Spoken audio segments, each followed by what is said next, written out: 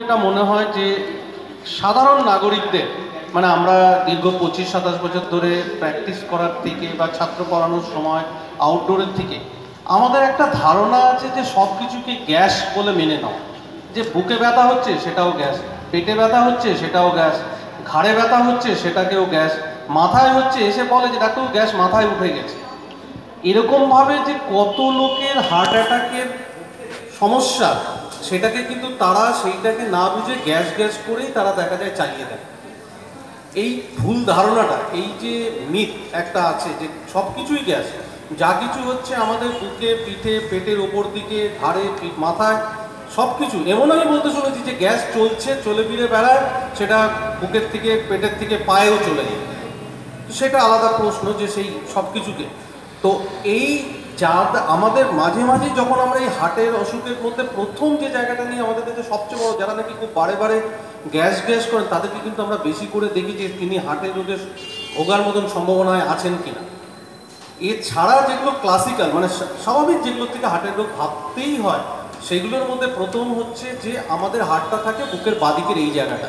তো এইখানটায় যদি হঠাৎ করে এরকম কোনো ব্যথা ভেতর থেকে, বাইরে নয় যে বাইরে আপনি হাড়ে টিপলেন সেরকম নয়, ভেতর থেকে প্রচণ্ড ব্যথা যেটা কেউ চেপে ধরেছে, হঠাৎ কোনোদিন জীবনে হয়নি, এইরকম যদি ব্যথা হঠাৎ করে ওঠে, কিংবা আপনি হয়তো যেটুকু রাস্তা চলাফেরা করতেন আগে, এখন চলতে গিয়ে দেখছেন যে না ব্যথা উঠছে, যেতে পারছেন না, দাঁড়িয়ে পড়তে হচ্ছে, কিংবা ঘাম হচ্ছে, শ্বাসকষ্ট হচ্ছে, বা রাত্রিবেলায় শুয়ে আছেন মানে শ্বাসকষ্টটা বুঝতে পারছেন না কিন্তু কাস্তে কাস্তে উঠে বসে পড়তে হচ্ছে, পা ফুলে যাচ্ছে, কথা বলতে কষ্ট হচ্ছে, এইগুলো হচ্ছে সাধারণ প্রাথমিক সমস্যা, যেগুলোর থেকে কিন্তু আমরা প্রথমে ভাবি যে এটা হচ্ছে হার্টের সমস্যার দিকে যাচ্ছে। এছাড়াও আরেকটা দিকে সমস্যা থাকে, যে হার্টের তো দুটো দিক, একটা হচ্ছে যদি ধরুন একটা বাড়ির যেরকম বাড়ির দেওয়াল একটা শক্তি, আরেকটা হচ্ছে ইলেকট্রিক, যেটা দিয়ে আমরা কারেন্ট পাই। তো আমি এতক্ষণ যেগুলো বললাম যে বাড়ির দেওয়ালের মতন হার্টের যে পেশি, তার আরেকটাই হচ্ছে হ্যাঁ, আরেকটা সমস্যা হচ্ছে যে যদি দেখা যায় যে তার ইলেকট্রিসিটি, হার্টের যে ইলেকট্রিসিটি যেটাতে চলে, সেইটার যদি কোনো রকম অসুবিধা হয়, তাতে কি হয়, সেই রুগীরা বা সেই মানুষেরা তারা আসেন যে ডাক্তারবাবু আমার কিন্তু বুক ধড়ফড় করছে, কখনো সারাদিন ধরে করতে পারে, কখনো মাঝে সাঝে করতে পারে, এবং কখনো অনেক সময় দেখা যায় যে তার নাড়ির গতি খুব কমে গেছে বা নাড়ির গতি খুব বেড়ে গেছে।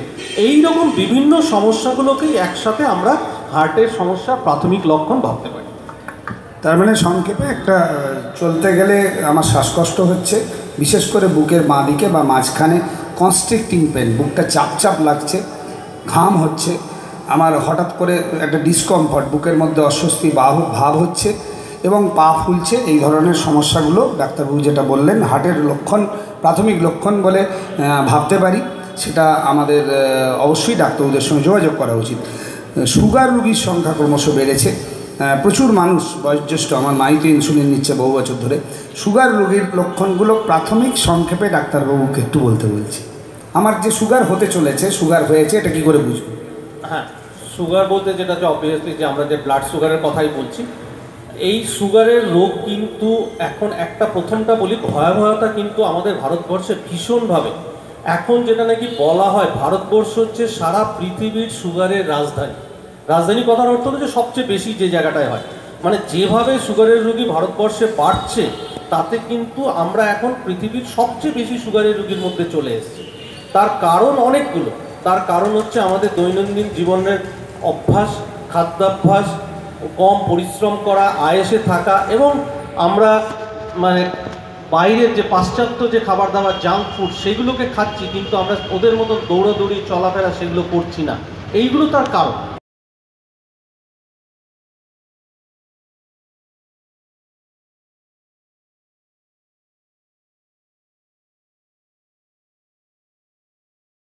বয়সের সে সুগারের দুরকমভাবে হতে পারে। একটা হচ্ছে অল্প বয়সে, একেবারে 15-18 বছরের নিচে, আরেকটা হচ্ছে 25-30 বছরের পরে। বিশেষ করে 100 জনের মধ্যে 97 থেকে 98 জনই হচ্ছে যাদের নাকি 30-40 বছরের পরে হয়। সেই যারা ব্যক্তি যত বয়স বাড়ে তাদের সুগার হয়ে যাওয়ার প্রবণতা বাড়ে, যদি ফ্যামিলি হিস্ট্রিতে থাকে তাদেরও হতে পারে। তাদের যে জায়গাগুলো সমস্যার মধ্যে আসে, প্রথম হচ্ছে যে ওজন বেড়ে যাওয়া, জল তেষ্টা বেশি পাওয়া, ঘন ঘন বাথরুমে যাওয়া, যে ডাক্তারবাবু আমাকে কিন্তু আগে আমি রাত্রিবেলা একবারও উঠতাম না, এখন কিন্তু 2-3 বার উঠতে হচ্ছে। আবার কিছু কিছু ব্যক্তি আছেন যাদের নাকি সুগারের জন্য ওজন কমেও যেতে পারে, ওজন বাড়তেও পারে, ওজন কমেও যেতে পারে। আবার সুগার হওয়ার ফলে কি হয়, শরীরের প্রতিরোধ ক্ষমতা কমে যায়। শরীরের প্রতিরোধ ক্ষমতা কমে গেলে সাধারণ কাটা ছেঁড়া বা বিভিন্ন যেরকম আমাদের পোড়া টোড়া হলো সহজে শুকোতে চাইছে না, পুজ হয়ে যাচ্ছে, সেটা দেখেও আমরা অনেক সময় সুগারের সম্ভাবনার কথা ভাবি।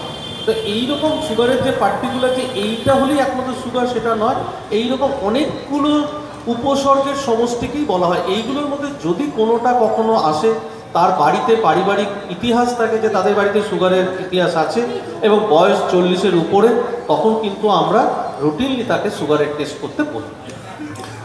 তার মানে একটা কথা পরিষ্কার হলো, পলিউরিয়া, পলিডিপসিয়া, পলিফেজিয়া, খুব খিদে পাচ্ছে, খুব জল তেষ্টা পাচ্ছে, বারবার বাথরুমে যেতে হচ্ছে, এটা সুগারের প্রাথমিক লক্ষণের মধ্যে পড়ে। তারপর তো ডাক্তারবাবু বললেন এ ব্যাপারে আমাদের সচেতন হওয়া উচিত, যাদের বিশেষ করে ফ্যামিলি হিস্ট্রি আছে। এরপরে আর একটা প্রশ্ন আছে, উচ্চ রক্তচাপ, আমার হাইপার টেনশন হতে চলেছে, এটা কি করে বুঝবো? কারণ বেশিরভাগ ক্ষেত্রেই দেখা যায় হঠাৎ করে একটা মানুষ, কদিন আগে আমাদের সমস্যার অ্যাক্টিভ কর্মী, তার দিদি আর কি, আমাদের ভান্ডারদায় একটি ছেলে, কম বয়সের ছেলে, স্ট্রোক হয়ে মারা গেল। একদিকের সিভিয়ার ব্রেন হেমারেজ হয়েছিল এবং আমাদের এইটাই ঘটনা, অনেক ক্ষেত্রেই হসপিটালে ব্রেন হেমারেজ নিয়ে, সেরিব্রাসকুলার অ্যাক্সিডেন্ট নিয়ে ভর্তি হয়, অনেক ক্ষেত্রেই একটা দিক নষ্ট হয়ে যায়। সেটা হাইপার টেনশন বুঝতেই পারে না মানুষ, যখন শেষ সময়ে যখন ডায়াগনোসিস হচ্ছে তার প্রচণ্ড প্রেশার 180, 210/110, তাহলে একটা হাইপার টেনশন হলে প্রাথমিক লক্ষণগুলো ডাক্তারবাবুকে একটু বলার জন্য বলব। হ্যাঁ, যেরকম আমরা একটু আগে আলোচনা মানে অল্প কথাতেই বললাম যে প্রাথমিক লক্ষণগুলো নিয়েই বলছি, সুগার হলো যে জায়গাটা, সেরকমভাবে ব্লাড প্রেশারটাও কিন্তু যত বয়স বাড়ে আমাদের স্বাভাবিকভাবে ব্লাড প্রেশার একটু একটু করে বাড়তে থাকে, কিন্তু সেটা স্বাভাবিক বয়সের সাথে সাথে। কিন্তু তার থেকে যদি দেখা যায় যে অস্বাভাবিক বেশি, তখনই তাকে কিন্তু আমরা হাইপার টেনশন বলি।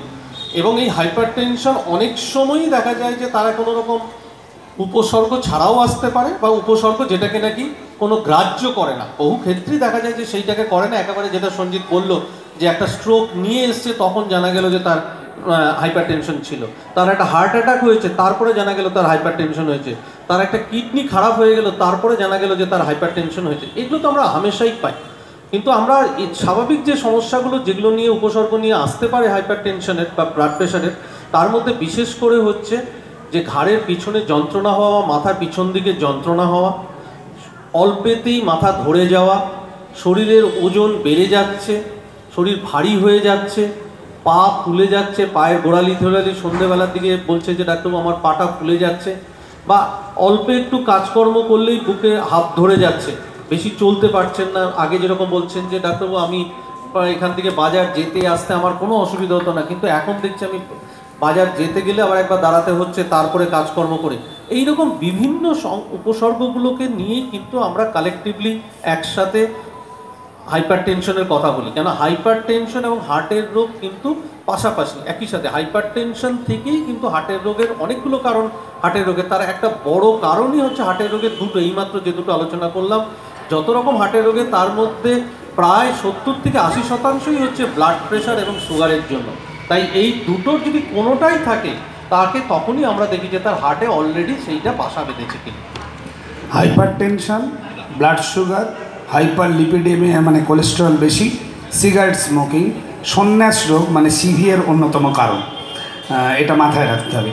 আর আমাদের সময় খুব সংক্ষিপ্ত, সেই জন্যই আমি একটু তাড়াতাড়ি প্রশ্নগুলো করছি। একটা জিনিস প্রায়ই দেখা যায় আমাদের গাঁটে বয়স হলে, বিশেষ করে সবাই বলে আমার পায়ে হাঁটতে গেলে লাগছে, পায়ে চলতে গেলে লাগছে, এবং বেশিরভাগ ক্ষেত্রেই আমরা অর্থোপেডিক ডাক্তারের কাছে যাই। এখন স্পেশালাইজেশনের যুগ, এখন সাধারণ রোগেও মানুষ স্পেশালিস্ট ডাক্তার খোঁজে। তা সমস্ত হাড়ের ব্যথাই কি অর্থোপেডিক্যাল প্রবলেম নাকি কিছু মেডিকেল প্রবলেম আছে? আমি ওই জাস্ট ওর ওপর একটু টাচ করতে বলছি ডাক্তার তালুকদার। হাড়ের ব্যথা দুটোভাবেই হতে পারে, যে হাড়ের জন্য হতে পারে, বা আমাদের তো ব্যথা অনুভব করতে পারি আমরা নার্ভের জন্য, সেই নার্ভ হাড়ের মধ্যেও থাকে, পেশিতেও থাকে এবং মাংসপেশিতেও থাকে। সেই জন্য যে পায়ে ব্যথা মানে যে পুরোটাই হাড়ের জন্য হচ্ছে তা নাও হতে পারে, পেশির ব্যথার থেকেও আমাদের মনে হতে পারে হাড়ের ব্যথা। আর হাড়ের ব্যথার মতো যে জায়গাটা আমরা অনেক সময় তফাৎ করতে পারি না, যে দুটো সবই আমরা আর্থ্রাইটিস ভাবি, যে যেগুলো নাকি ফুলে যাচ্ছে, গরম হচ্ছে। এছাড়াও হচ্ছে যত বয়স বাড়ে আমাদের কিন্তু হাড়ের ক্ষয় হয়। যেরকম সবচেয়ে বেশি হাড়ের ব্যথা, হাঁটুর ব্যথা হচ্ছে সবচেয়ে দেখবেন বেশি বয়সে আমরা ভুগি, যে হাঁটুর ভেতরে যে দুটো মানে স্মুথ সারফেস, সেইটার মাঝখানে যে জেলির মতন থাকে সেটা শুকিয়ে যায় বলে ঘষা লেগে যে ব্যথা হয়, সেটাকেই কিন্তু সবচেয়ে বেশি আমাদের একটু বয়স হলে যেটা হয় সেটা কিন্তু যে আমরা যে আর্থ্রাইটিস বলি সেটা নয়, এটা একটা অন্য টাইপের আর্থ্রাইটিস। আর পায়ে ব্যথা যেগুলো, সেগুলো কিন্তু শিরার থেকে, কোমরে হয়তো আপনার কোনো রকম স্পন্ডাইলোসিস আছে, সেইখান থেকে ব্যথাটা, সেই নার্ভটাই হচ্ছে আপনার পায়ের দিকে যাচ্ছে। সুতরাং পায়ে যে যন্ত্রণা হচ্ছে তার মানেই যে সেটা হাড়ের ব্যথা তা নয়, সেটা কিন্তু আপনার নার্ভের থেকেও হতে পারে, যে কোমরের ওখান থেকে যে শিরাটা যাচ্ছে সেটা চেপে যাচ্ছে, তার জন্য হতে পারে। এমনও অনেক আমরা প্রচুর পাই মাঝে সাঝে যে পায়ে রক্ত জমাট বেঁধে গেছে, সেই জন্য তার যন্ত্রণা হচ্ছে, সেটাকে বহুদিন ধরে দেখা গেছে সে হাড়ের ব্যথা করে তারা যাচ্ছে। সেই জন্য ব্যথা মানেই যে হাড়ের পায়ের মধ্যে যে হাড়ই একমাত্র আছে তা তো নয়, ছাড়াও মাংসপেশি আছে, রক্তের শিরা আছে, সেই জন্য যে কোনো জায়গার থেকেই কিন্তু আমাদের এই ব্যথাগুলো আসতে পারে। সেইটাই হচ্ছে আমাদের সবচেয়ে বড়, প্রথম যার কাছে যাবে তার কাছ থেকে বিশ্লেষণ করা। আর একটা কথা, পেটের সমস্যায় তো প্রচুর মানুষ ভোগেন। রাস্তায় ওই ভ্যানে করে মাঝে মাঝেই বলতে বলতে যায় পেটের সমস্যায় অমুকের এই খান, তমুকের তেই খান, এবং লোক রাস্তাঘাট থেকে দোকান থেকে অনেক কিছু ওষুধ কিনে খান। আবার বলছি, স্পেশালাইজেশনের যুগ, যখনই পেটের কিছু সমস্যা হলো লোক একদম গ্যাস্ট্রোএন্টারোলজিস্টের কাছে দেখাতে গেল। কলকাতায় খুব নামকরা 1000-1500 টাকা ভিজিট দিয়ে। তা পেটের সমস্যার যেটা মূল কারণ, তার মধ্যে জল, আমাশা, জিয়াডিয়া, এই কথাগুলো মানুষ ভুলেই যায়। তাহলে পেট ভালো রাখতে কি করা উচিত? আর কনস্টিপেশনের সমস্যা প্রচুর, খাদ্যাভ্যাসই মূল কারণ, কিন্তু এই কনস্টিপেশন এড়াতে কী ধরনের খাদ্যাভ্যাস প্রয়োজন? আমি এই প্রসঙ্গে একটা ছোট বলি। আমার সৌভাগ্য হয়েছিল একবার এই বিদেশে যাবার, আমার ভাইজির কাছে, ভাগ্নির কাছে। বিদেশের লোকেরা, বিশেষ করে ইংল্যান্ডের লোকেরা যে পরিমাণ শাক পাতা খায়, অরুণাংশু তো অনেক দিন আমেরিকায় ছিল, লস অ্যাঞ্জেলসে বোধহয়, তারপরে বিদেশে বহুবার গেছে। ওদের খাদ্যাভ্যাস, যতই আমরা ফার্স্ট ওয়ার্ল্ড কান্ট্রি বলি, তাদের খাদ্যাভ্যাসে যে পরিমাণ রাফেজ থাকে, আমাদের এই নান্না অঞ্চলের যে সবজি এখানে বিক্রি হয় সেগুলো কিন্তু আমাদের ছেলেমেয়েদের মধ্যে খাওয়াই না। তা আমি বলবো কনস্টিপেশনের ব্যাপারটা একটু হাইলাইট করতে, আর পেটের সমস্যা মানে কি করা উচিত, প্রাথমিকভাবে আমাদের কিভাবে সাবধানতা নেওয়া উচিত। হ্যাঁ, একদম এই জায়গাটা সবচেয়ে বড় কথা, যে জায়গাটা হচ্ছে আমাদের পেটের রোগের সবচেয়ে বড় কারণ কিন্তু জলবাহিত। আমরা যে জল, মানে আমরা অনেকেই ভাবি যে আমি তো মিনারেল ওয়াটার কিনে খাচ্ছি, শুধু মিনারেল ওয়াটারের একটা বোতল জল কিনে খেলেই কিন্তু আমাদের পেটের রোগ জলবাহিত থেকে আমরা আটকাতে পারছি না। তার কারণ হলো যে বাসনপত্রগুলো যে জলে ধোয়া হচ্ছে সেটা তো মিনারেল ওয়াটার নয়। যে যিনি খেতে দিচ্ছেন বা যে জায়গাটা থেকে তরকারিগুলোকে আনাজপাতি আনা হচ্ছে সেইগুলো তো মিনারেল ওয়াটারে নেই। তো সেই জায়গাগুলোকে যদি আমরা বাড়িতে আনার পরে সেই জায়গাগুলোকে ঠিকভাবে পরিশ্রুত জলে, বাসনপত্রই বলুন বা রান্না করার জলটাই বলুন বা আনাজপত্রই বলুন, সবগুলোকে যদি ঠিক মতন পরিষ্কার করে রাখি এবং খেতে বসার আগে বা কোনো কিছু খাবার আগে হাত বা মুখটাকে যদি পরিশ্রুত জল দিয়ে ধুয়ে খাই, যেটা নাকি বাচ্চাদের সবচেয়ে বেশি হয়, বা মানে হাত না ধুয়ে খাওয়ার, সেইখান থেকে কিন্তু সবচেয়ে বেশি আমাদের পেটের রোগের সমস্যা। এই যে যেটা বললো জিআরডিএসিস, এইগুলোতে কী হয়, এইগুলোতে পেটে গ্যাস হয় বা পেটে বদহজম হয়, পেটটা ফুলে যায়, আর তখনই ভাবে যে গ্যাসের বড়ি খাচ্ছি, যে বিভিন্ন রকম দোকানে পাওয়া যায়, সেটা টিভিতেও অ্যাডভার্টাইজ হয় যে সেই খেয়ে আমরা দেখা যায় যে হয়। কিন্তু কারণটা যদি হয় যে আমরা যে জলের জায়গাটাকে যদি ঠিক রাখতে পারি এবং সুষম আহার, যে অতিরিক্ত মশলা না খাওয়া, সেই জায়গাটাকে ঠিক রাখতে পারি, আমরা মনে হয় হজমের জায়গাটাকে ঠিক রাখতে পারি। আর কনস্টিপেশন বা কোষ্ঠকাঠিন্য কমানোর একটা তো বড় জায়গা বললো যে সেটা হচ্ছে আমাদের খাদ্যাভ্যাসের পরিবর্তন করতে হবে। আমরা বিদেশিদের ভালো জিনিস না নিতে পারি, খারাপ জিনিসগুলো বলতে যে যেরকম হচ্ছে ফাস্ট ফুড খাওয়ার প্রচলনটাকে ওরা এখন দিন দিন ছেড়ে দিচ্ছে। এখন আপনি ম্যাকডোনাল্ড বা বার্গার কিং দেখবেন কলকাতায় ছড়িয়ে যাচ্ছে, যে এখানে গিয়ে যে বার্গারগুলো আমরা খাচ্ছি এখন কিন্তু বিদেশে আর সেগুলো চলছে না। ওদের বার্গার বা দিচ্ছে একদম মানে লেটুস পাতা, টমেটো, শসা এগুলো দিয়ে খাচ্ছে, আর আমরা এখানে যত পারছি যে চিকেনকে গ্রিল করে সেইগুলো দিয়ে খাচ্ছি।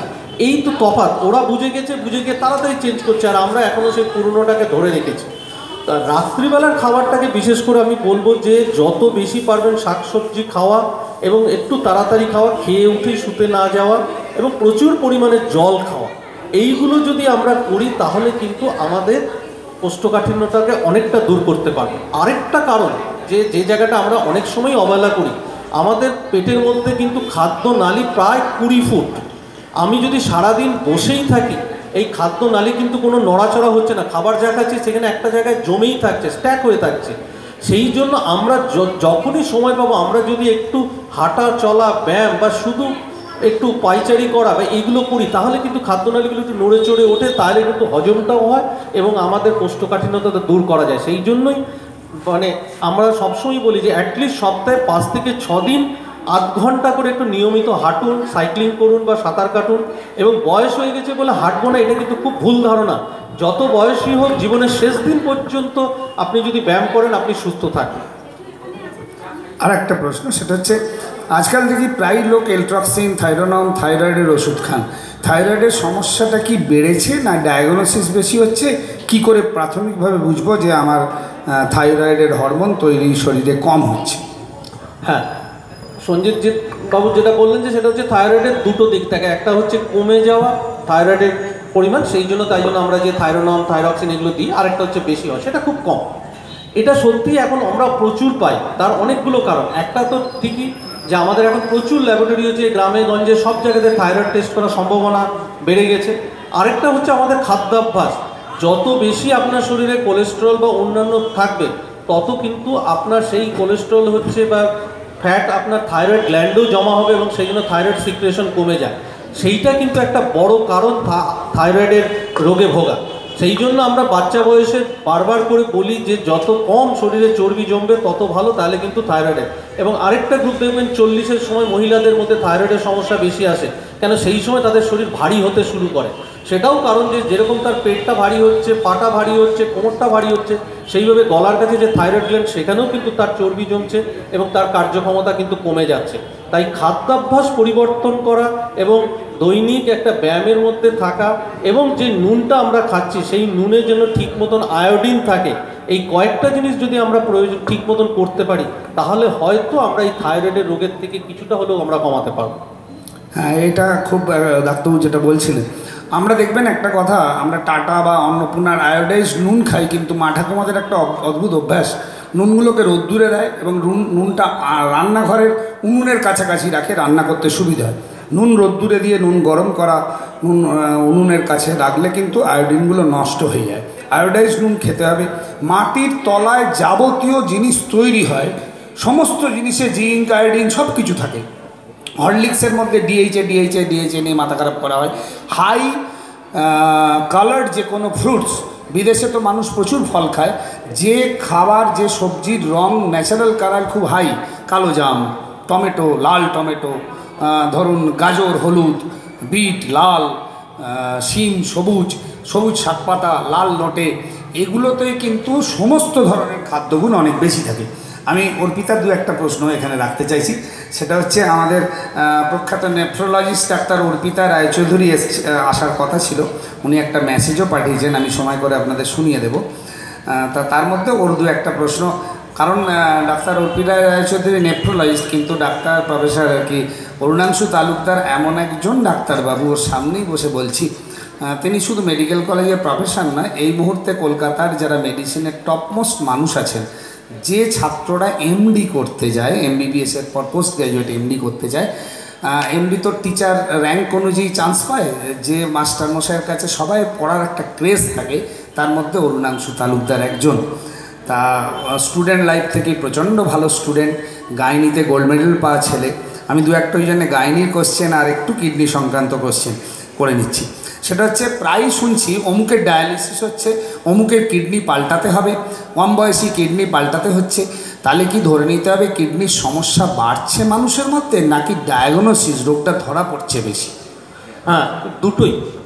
আমি তো বললাম যে যত দিন যাচ্ছে আমাদের ডায়াগনোসিসের ল্যাবরেটরি হওয়ার যে ভালো দিক, সেটাও তো আমরা জানছি, যে অল্পেতেই জানতে পারছি। একটা সময় ছিল যে কলকাতায় না আসলে কিডনি রোগের হয়তো রোগ ধরা যেত না, সেটা তো একটা বড় জিনিস যে অল্পেতেই ধরা যাচ্ছে। আরেকটা কারণ, কিডনির রোগও বাড়ছে। তার কারণ সেই একই, ঘুরে ফিরে কিন্তু সেই একই জায়গা, যে আমাদের শরীরে প্রচুর পরিমাণে খাদ্য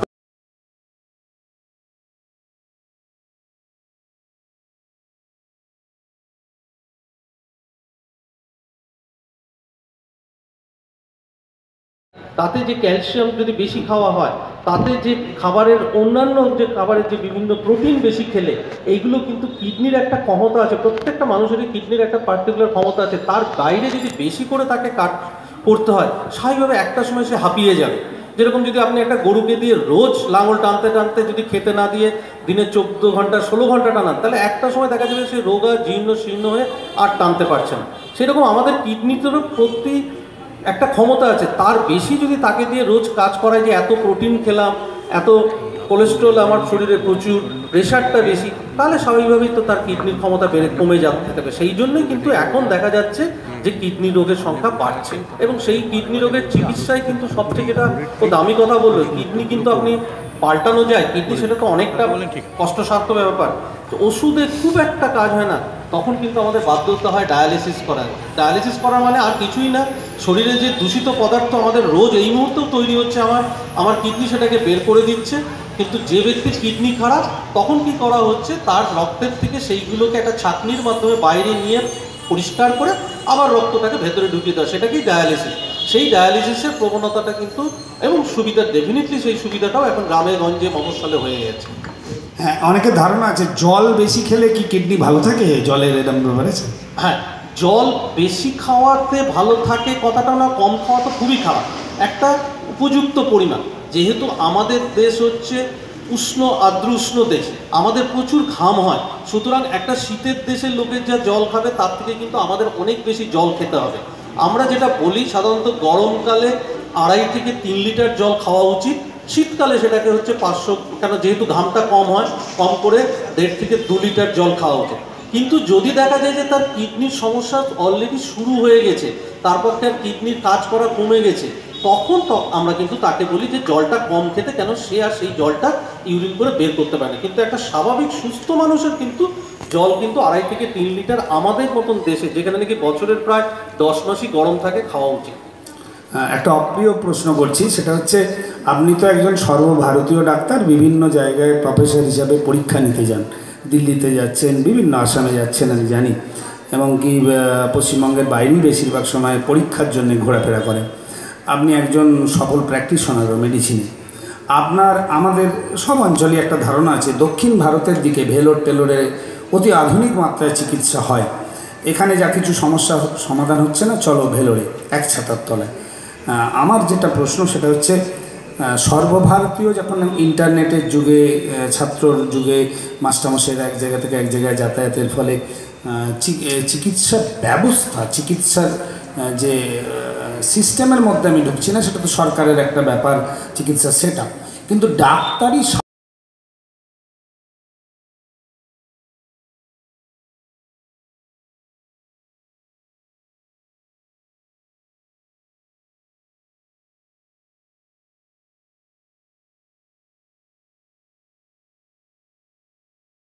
অস্ট্রেলিয়া একরকম, আমেরিকা একরকম, এটা সম্বন্ধে আপনার মতামত কি?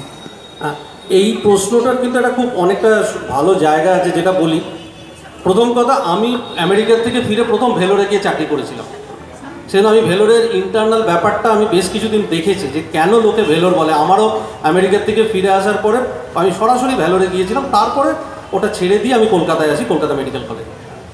তো মানুষ কিন্তু যেটা চায় যে শুধু কেবল আমার রোগটা ধরে দিলেও সেইটুকু না, আমি হ্যাসেল ফ্রি, কম ঝামেলা নিয়ে আমার রোগের পুরো একটা চিকিৎসা করবো, এইটা একটা দিক। আরেকটা দিক থাকে হচ্ছে যে কে বলেছে, রেফার, ধরুন ওই বাড়ির কাকিমার অমুকে ভালো হয়েছে এখানে, এইটা কিন্তু একটা ডাক্তারের প্রতি বিশ্বাস। এখনও আমাদের দেশে যে অমুক ডাক্তারের কাছে গেলে বুঝি ভালো হয়ে যাবে, এইটা কিন্তু ভীষণভাবে কাজ করে।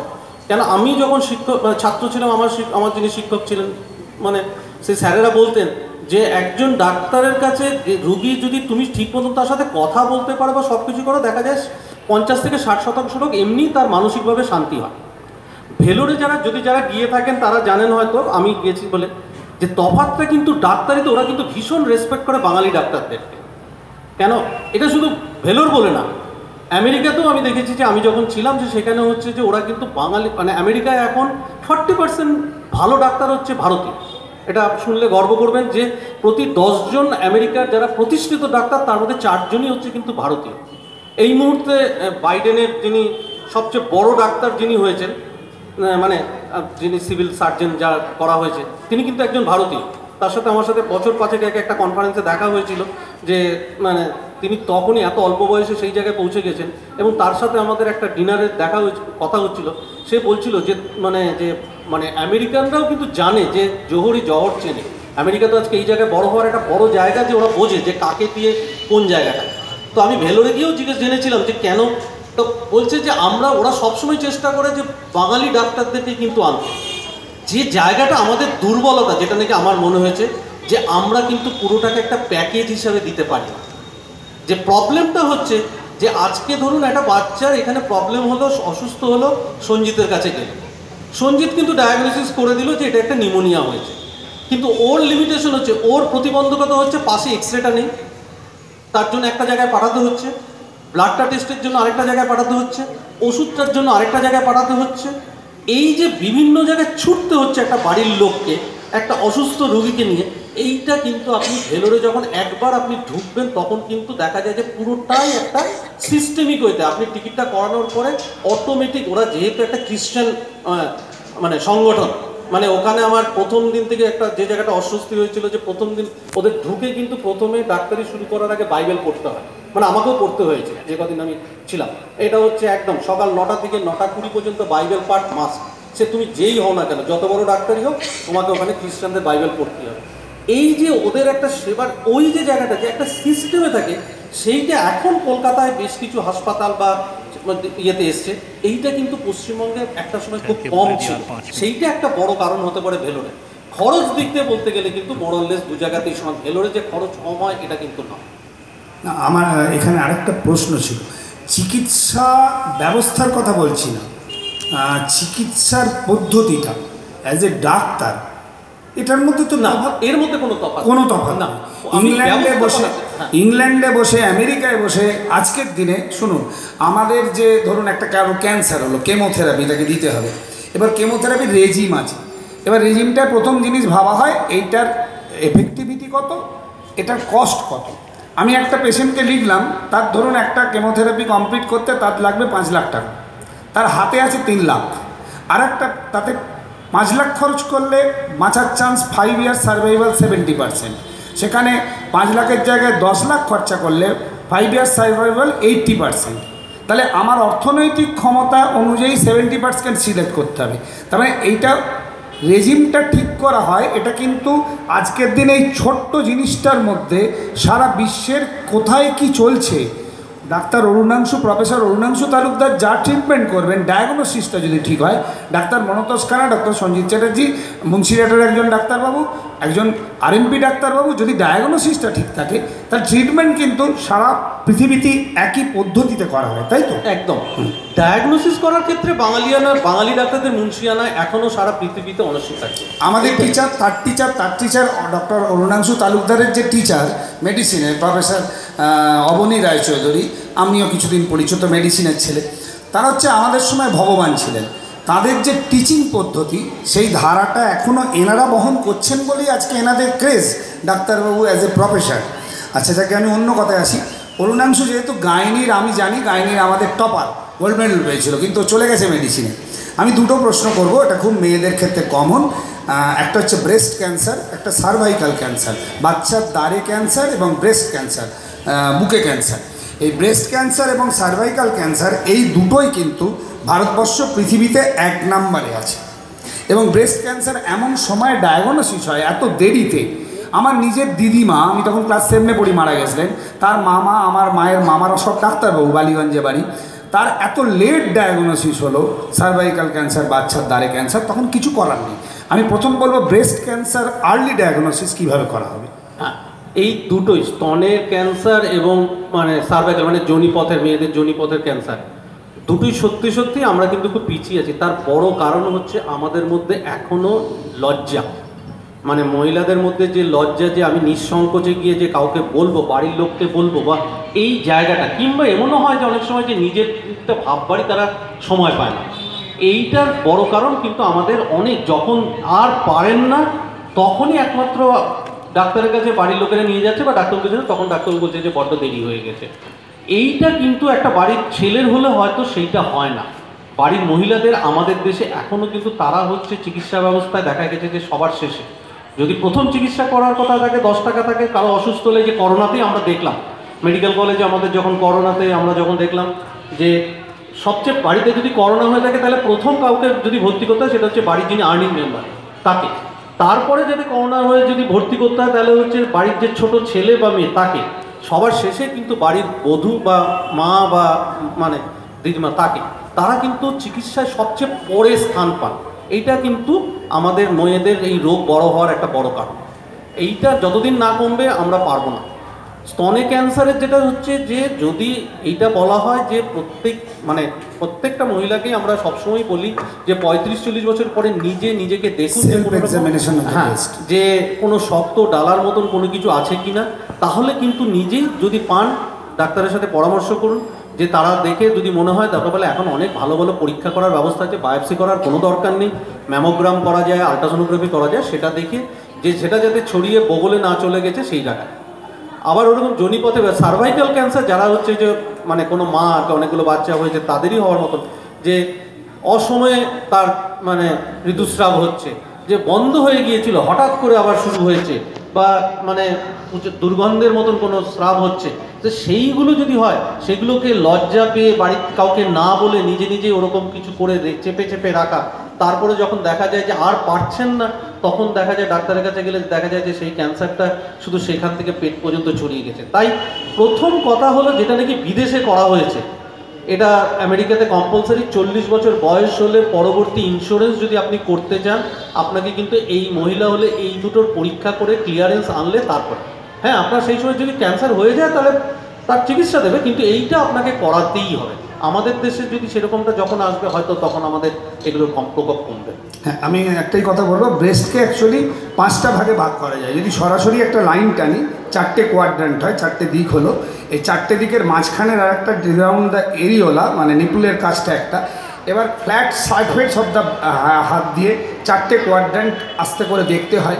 এবং খুব মোস্ট ইম্পর্টেন্ট জিনিস, কোমরের দুপাশে অথবা কাঁধের মাথার দুপাশে আয়নার সামনে দাঁড়িয়ে যদি আপনি লক্ষ্য করেন আপনার নিপুল কোনোটা ওপরে উঠে গেছে বা নেমে গেছে, that is most diagnosis any lump, একটা বুকের মধ্যে কোনো লাম্প হয়েছে কিনা। আর সার্ভাইকাল ক্যান্সার, বাচ্চার দ্বারে ক্যান্সার, একদম এটা মাথায় রাখুন, 40, 45, 46 বছর বয়সে ডায়াগনোসিস হয়। যার ঋতুস্রাব, যেটা ডাক্তার তালুকদার বললেন, ঋতুস্রাব বন্ধ হয়ে গেছিলো, তার নতুন করে ঋতুস্রাব শুরু হয়েছে, হঠাৎ ইরেগুলার পিরিয়ড শুরু হচ্ছে, সঙ্গে হোয়াইট ডিসচার্জ, সাদা স্রাব হচ্ছে। মোস্ট ইম্পর্টেন্ট, ডিউরিং ইন্টারকোর্সে স্বামী স্ত্রী মিলনের সময় যদি স্বামীর এতে ব্লাড দেখা যায়, that is most important. Painless bleeding, যদি ব্যথা নেই অথচ সার্ভাইকাল ব্লিডিং হচ্ছে, তাহলে কিন্তু সার্ভাইকাল ক্যান্সারের অন্যতম লক্ষণ। আমি শেষ প্রশ্ন দিয়ে একটা করতে চাই, সেটা হচ্ছে করোনা ভ্যাকসিন নিয়ে কিছু হচ্ছে, আপনারা জানেন, অনেকেই জানেন, কারণ এখানে অনেক পেশেন্ট আছেন, ডাক্তার তালুকদার দেখেছেন। ডাক্তার তালুকদারের নিজের, ওর বইয়ের, ওর ছেলের, ওর মেয়ের, সকলের করোনা হয়েছিল, সকলে ও ভর্তি ছিল হসপিটালে, মেডিকেল কলেজে, খুবই খারাপ অবস্থার মধ্যে দিয়ে ওরা বেরিয়ে আসে। এবং আমরা ভাগ্যবান আবার ডাক্তার তালুকদারকে আমাদের মধ্যে পেয়েছি। অনেকগুলো ওপরে চলে গেছে, তাদের মধ্যে ডাক্তার তালুকদার নয়, তা সেটা আমরা ভাগ্যবান। কিন্তু ভ্যাকসিন নিয়ে একটা ছোট্ট প্রশ্ন, সেটা হচ্ছে ভ্যাকসিন নিয়ে সারা বিশ্ব, আমাদের যখন আমরা ডাক্তারি পড়ছি, আমাদের পোলিও ভ্যাকসিন, বিসিজি ভ্যাকসিন, এগুলো ভ্যাকসিন আবিষ্কর্তাদের নাম অনুযায়ী মূলত ভ্যাকসিনগুলো হতো। Sec polio, স্যাবিন polio, bacillus calamity গুইরিন, মানে বিসিজির নাম অনুযায়ী। কিন্তু এখন ভ্যাকসিন হচ্ছে একটা কোম্পানির নাম অনুযায়ী। তাহলে ভ্যাকসিন কি কোম্পানির একটা অর্থনৈতিক বাজার ধরারও কারবার নয়? আর ভ্যাকসিন নিলে কি আমাদের বাদ বিচার করতে হবে? ভ্যাকসিন নিয়ে 3টে প্রশ্ন। একটা হচ্ছে, যদি ভ্যাকসিন আমাদের সাধারণ মানুষের পাওয়ার সৌভাগ্য হয়, আমরা কি কোন কোম্পানির নেব, এটা বাদ বিচার করে নেব এফেক্টিভিটি নিয়ে। 2 নম্বর হচ্ছে, ভ্যাকসিন কি 100% কার্যকরী হবে। 3 নম্বর হচ্ছে, আজকে যদি এ কোম্পানির নিই, পরের দিন কেউ অন্য কোম্পানির নিতে পারি। আর 4 নম্বর প্রশ্ন হচ্ছে, ভ্যাকসিন কি বাণিজ্যিক একটা উপঢৌকন হচ্ছে না? অনেকগুলো প্রশ্ন এবং প্রত্যেকটাই হচ্ছে কোনো কিছুর মানে একেবারে ক্লিয়ার কাট হ্যাঁ বা না বলার মতন জায়গা না। কেননা আমরা প্রতিদিন শিখছি ভ্যাকসিন নিয়ে। জাস্ট একটা ভ্যাকসিন তৈরি হতে প্রায় কয়েক বছর লাগে, সেখানে করোনার রোগটাই এসছে মাত্র 1 বছর। 1 বছরের মধ্যে বুঝতে বুঝতেই 6-7 মাস, শেষ 6 মাসের মধ্যে আমাদের ভ্যাকসিন তৈরি হচ্ছে। সেই জন্য এই মুহূর্তে যদি আমি যেগুলো বলে যাচ্ছি, হয়তো আগামী 2 মাস বাদে সেইগুলোর থেকে আমাকেই মানে বলতে হবে যে না আমরা আরও কিছু জেনেছি। কেন এইভাবেই বিজ্ঞান এগোয়। কেননা যে এইভাবেই যে এখনো পর্যন্ত যে জায়গাটাতে দাঁড়িয়ে আছে যে পৃথিবীতে কোনো ভ্যাকসিনই 100% এফেক্টিভ নয়। আমরা এই যে এখনো বাচ্চাদের যে ভ্যাকসিনগুলো দিই, টিকে দিই যেগুলোকে বলি, কোনোটাই কিন্তু 100% নয়। তাই বলি কি দেবো না? হ্যাঁ দেবো। যে যতটা উপকার মানে মানুষকে প্রতিরোধ ক্ষমতা বাড়ানো যায়। একটা সময় ভাবা হয় যে যখন নাকি এই যে মহামারীটা শুরু হয়েছিল, যে গ্রামে গঞ্জে চারিদিকে যেভাবে হচ্ছিল, যে তখন রোধ করার লকডাউন করে তো সমস্যার সমাধান নয়। সেই জন্য যত তাড়াতাড়ি সম্ভব যদি ভ্যাকসিন বের করে তার এফিকেসি 100% না হোক, 60% যদি তার ক্ষমতা থাকে, সেটাকেই বাজারের জন্য আনা হয়। সেইটা ভেবেই কিন্তু যারা বিজ্ঞানী বা পলিসি মেকার তারা ভেবেছিলেন যে 60%কে নিয়েই আমরা এগোবো। আমাদের ভারতবর্ষের এখন যে দুটো ভ্যাকসিন দেওয়া হচ্ছে তাদের ট্রায়াল অনুযায়ী 70% থেকে 75-80%, 100% না। এইটা একটা দিক। এবং সেগুলো হয়তো পরের মানে জেনারেশন মানে পরের প্রজন্মের যে ভ্যাকসিনগুলো বেরোবে সেগুলো তো হয়তো আরও এফিকেসি বাড়বে। এইবার আমাদের এখানে দুটো ভ্যাকসিন এসছে। দুটো ভ্যাকসিনের মধ্যে আমি যেটা নিয়েছি সেটা হচ্ছে যে আমার কোনো কাছে অল্টারনেটিভ ছিল না। আমি যখন নিই প্রথম দিনই, যেদিনকে আর কি সরকার চালু করে যে না স্বাস্থ্য কর্মীদের নিতে মেডিকেল কলেজ থেকে শুরু হয়, সুতরাং আমাকে প্রথম দিনই নিতে হয়েছিল। তার কারণ হচ্ছে আমাদেরকে নিতে হয়েছিল কেন, আমরা যদি ভ্যাকসিন নিয়ে লোকের মধ্যে একটা ভয় আছে যে আমি নেব কেন, কি যদি নিয়ে আবার যদি আমার করোনা হয়ে যায়। এই জন্য যারা আমরা সিনিয়র ডাক্তার ছিলাম তারা প্রথমেই আমরা তখন সিদ্ধান্ত নিই যে না আমরা ভ্যাকসিনটা আগে নেব, যে তাদের করোনা হয়ে যাক বা না যাক। এবং আমাদের মধ্যে অনেকেই আছে করোনা হয়ে যাওয়ার পরও নিয়েছে, করোনা হয়নি এরকম নিয়েছে প্রথম দিন, কিন্তু আমরা প্রথম 2-3 দিন কিন্তু আমরা নিয়েছিলাম। এই যে আজকে আমি যখন আসছিলাম তখন দেখলাম, আমি গিয়েছিলাম ভ্যাকসিন সেন্টারে, এখন হচ্ছে যে যারা আমাদের মেডিকেল স্টুডেন্ট বা জুনিয়র ডাক্তার বা নার্সিং স্টুডেন্ট তারা নিচ্ছে লাইন দিয়ে। তাদেরকে যদি প্রথম দিন দিতাম তারা হয়তো ভয় পেয়ে নিত না। সেই ভীতিটা ভাঙানোর জন্য আমরা প্রথম দিনটা নিয়েছি। এরকম আমি আমাদের মেডিকেল কলেজ বলছি না, সব হাসপাতালে সিনিয়র ডাক্তাররা প্রথম দিকে নিয়েছে। এইবার হচ্ছে যে দুটো ভ্যাকসিন এসছে, দুটো ভ্যাকসিনের কোনটা নেব এইটা নিয়ে তুল্যমূল্য বিচার করলে যদি বলা হয় যে দুটোই কিন্তু দুটোর ভালো দিকও আছে, দুটোর খারাপ দিকও আছে। যে সেই জন্য যে দুটোর মধ্যে যে এইটা একেবারে ভালো এটা নেওয়া যাবে আর ওটা একদম খারাপ সেটা নেওয়া যাবে সেরকমটা নয়। সেই জন্য যে এরকম কোনো যে যদি এখানে যেটা অ্যাভেলেবল হবে আমি বলবো সেটাই নেওয়া, যে এইখানকার হাসপাতালে যদি যেটা হবে। কেন সরকারের যেটা আমার এই ভ্যাকসিনের রাজ্যের যে কমিটি আছে তাতে আমি আছি, তো সেইখানে যেটা প্ল্যানিং আছে যে এইবার শুরু হয়েছে পুলিশ দমকল এদেরকে দেওয়া, মার্চ মাস থেকে ফেব্রুয়ারি মাস থেকে শুরু হয়েছে। এর পরে দেওয়া শুরু হবে, তারপরের মাস থেকে শুরু হবে হচ্ছে 50-এর ঊর্ধ্ব যারা মানে সাধারণ নাগরিক তাদেরকে দেওয়া। এইভাবে আস্তে আস্তে এগোচ্ছে। তার বড় কারণ হচ্ছে যে তৈরি করতেও তো ভ্যাকসিন সময় লাগছে, সেই জন্য ধাপে ধাপে এগোচ্ছে। প্রথমে স্বাস্থ্যকর্মী, তারপরে স্বাস্থ্য ছাড়া যারা পুলিশ দমকল বা এইরকম স্টাফেদের, এরপরে হচ্ছে 50-এর বেশি এবং যাদের প্রেশার ডায়াবেটিস বা এইগুলো আছে তাদের মতন লোকেদের। এইটা হয়ে গেলে তারপরে হয়তো আরও অল্প বয়সীদের দেবে। আমেরিকায় কিন্তু এখনো পর্যন্ত ইয়াংদের দেয়নি। আমার ছেলে আমেরিকায় থাকে, ওকে কিন্তু এখনো ভ্যাকসিন দেয়নি। কেন ওদের ওখানেও হচ্ছে যে ভ্যাকসিন প্রথম পাচ্ছে, প্রায়োরিটি হচ্ছে যে বাড়িতে করোনা হয়েছে তার বাড়ির লোকেরা কিংবা 50-এর ওপরে। ওদের দেশেও সেই একই সমস্যা, ভ্যাকসিন তৈরি করতেও তো সময় লাগছে। সেই জন্য কিন্তু এই অল্প অল্প করে দেওয়ার কারণ কিন্তু এইটা। আরেকটা সঞ্জিত যেটা বললো যে এইটা কি একটা মানে বাজারি ব্যাপার, এখন তো আমাদের জীবনটাই হয়ে গেছে অনেকটা মানে বাজারি অর্থনীতিতে আমরা মানে আটকে পড়েছি, কোনোখান থেকে বেরোনোর উপায় নেই। আগে যেরকম যে ভ্যাকসিনগুলোর নাম হতো যে সেই সাহেবদের নামে, এখন তো আর সেই সাহেবের কাছে তো সেই ভ্যাকসিন আবিষ্কার করার মতন অত মানে সম্পদ যেগুলোকে বলে সেইগুলো নেই। এখন একটা কোম্পানি সেই টাকা দিচ্ছে আমাদেরকে রিসার্চ করার জন্য দিচ্ছে, স্বাভাবিকভাবেই তারা ঠিক করে দিচ্ছে যে কি নাম হবে। সুতরাং সেই জায়গাটাকে যদি তারা যদি আজকে এত টাকা ইনভেস্ট করছে, বলা যায় তারা বিনিয়োগ করছে যে বড় বড় কোম্পানি, স্বাভাবিকভাবেই তারা তখন তাদের নামটা যাতে প্রচার পায় সেইটা তো একটা করছে। এখান থেকে যদি আমি রাগ করে বলি যে না আমি নেব না বা আমরা বানাবো না, তাহলে তো ভ্যাকসিনটা তৈরি হবে না। যে এতগুলো মানুষকে আজকে দেওয়া গেছে বা গেছে, তাই বলে কি তাদের নামটা রাখতেও কি আমরা সমর্থন করছি? একদমই সমর্থন করছি না। এর থেকে একটা যদি নিরপেক্ষ নাম থাকতো তাহলে ভালো থাকতো। এগুলো বিতর্ক চলবে, তার মধ্যে কিন্তু ভ্যাকসিন আমাদের নিতেই হবে। এবং ভ্যাকসিন নেওয়ার জন্য যে জায়গাটা বলি, যে যদি আপনার কাছে সুযোগ আসে, ফোনে কোনো SMS আসে বা এই যে আসে, কখনো পিছুপা হবেন না। কতগুলো সাধারণ কিছু সমস্যা ছাড়া বাদবাকি যে কেউ ভ্যাকসিন নিতে পারে। ভ্যাকসিন নেওয়ার পরে একদিন বা দুদিন একটু কারো হয়, এখনো পর্যন্ত আমাদের পশ্চিমবঙ্গে কারো বড় রকম কোনো রকম পার্শ্ব প্রতিক্রিয়া হয়নি। সঞ্জিত আজকে এখানে বাচ্চাদেরকে টিকে দেয় প্রায় গত 25 বছর ধরে, মানে সেই একই রকম বাচ্চাদের বড়দের সেই একই জায়গায়। আমাদের আসলে বহুদিন টিকে নিইনি বলে, আমি যেরকম প্রায় 25-30 বছর হয়তো মানে এখানে কোনো ইঞ্জেকশন নিইনি। আমাকে দেওয়ার আগে আমাকে নার্সিং স্টাফ বললো যে স্যার আপনার কিন্তু ব্যথা হবে এবং জ্বর। আমি কেন বললেন, অনেক দিন বাদে সুচ ফুটাচ্ছেন তো একটু ব্যথা হবে। এবং সত্যিই দেখলাম যে রাত্রিবেলা একটু ব্যথা হয়েছে। যাই হোক, আমাদের মোটামুটি এটা শেষ করলাম। একটাই কথা, সেটা হচ্ছে ভ্যাকসিন এলে ভ্যাকসিন নিতে হবে। দুই হচ্ছে হ্যাঁ, আমাদের যে স্বাস্থ্য ব্যবস্থা সেটা এখনও খুব স্বয়ংসম্পূর্ণ নয়, এটা বোঝা গেল। যতই আমরা লাল নীল সাদা হলুদ রং করি না কেন, গেরুয়া, আমাদের এখনও পর্যন্ত অ্যাট প্রেজেন্টও একই ছাতার তলায় আমরা স্মুথলি করতে পারি না। আমাদের যতই বলা হোক না কেন, দুয়ারে বাজারে হাটে মাঠে তো সরকার চলে যাচ্ছেন, যেখানে সব স্বাস্থ্য মানুষ স্বাভাবিকভাবে চিকিৎসা হয়ে যাবে। আমি জানি অন্তত ডোমজুরের বুকেই 100 জন আছেন যারা লাইন দিয়ে আছেন একটা গলব্লাডারের অপারেশনের জন্য, একটা বিভিন্ন একটা সার্জারি ট্রিটমেন্টের জন্য, একটা কিডনির ডায়ালিসিসের জন্য লাইন দিয়ে আছেন। ব্যবস্থাটা এখনও এদেশে এখনও স্বাভাবিকভাবে হয়নি। আমার এই মঞ্চ থেকেই একটা বক্তব্য, আমি ডোমজুরবাসী নয়, আমি দক্ষিণ ঝাপড়দাবাসী শুধু নয়, আমি হাওড়াবাসী নয়, আমি পশ্চিমবঙ্গবাসী নয়, আমি শুধু ভারতবাসী নয়, আমি সারা পৃথিবীর সন্তান। সারা পৃথিবীর মানুষ একই স্বাস্থ্য, একই চিকিৎসা, একই খাদ্য, একই ধরনের সুযোগ পাবে না কেন, এই প্রশ্ন আমার মনে চিরজীবন থাকবে মৃত্যুর আগে পর্যন্ত। আমরা সেদিনের অপেক্ষায় থাকব যেদিন আমাদের বলতে হবে না ভেলোরে গিয়ে চিকিৎসা করাতে হবে না, ডোমজুরে না, এতে যখন আমাদের ভাবতে হবে না চিকিৎসাটা পণ্য নয়, স্বাস্থ্য শিক্ষা এগুলো পণ্য নয়, এগুলো ব্যবসার জায়গা নয়, এগুলো মানুষের ভালোর জন্যে, সেই দিনের অপেক্ষায় থাকব।